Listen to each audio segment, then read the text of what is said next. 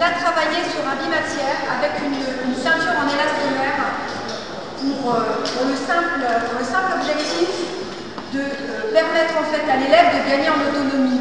Aujourd'hui, c'est à l'élève d'aller chercher son ardoise au sein de la classe et d'aller la positionner directement sur son tableau, sur son bureau, excusez-moi.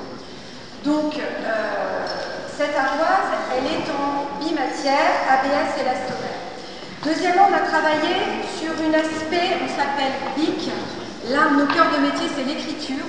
On a travaillé sur une pente qui permet en fait à l'élève, au moment de l'écriture, avec son stylet, d'éviter ce qu'on appelle, dans un jargon un petit peu technique, la cassure du poignet.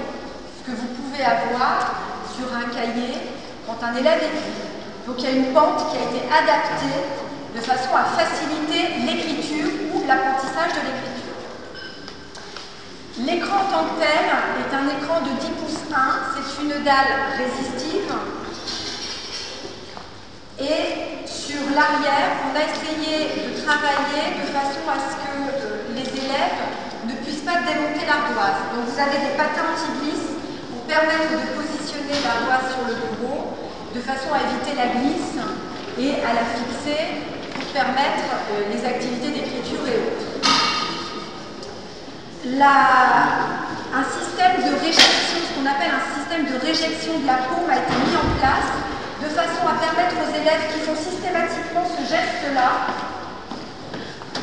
nous l'avons testé. L'idée, c'est que ce système de réjection de la paume n'empêche pas l'élève d'écrire. Il n'y a pas d'interactivité entre les deux, si je puis dire. Le dernier point, le stylet ergonomique, il a été travaillé également en bimatière, ABS et élastomère, de façon à faciliter l'appréhension, essayer justement de travailler sur la partie écriture.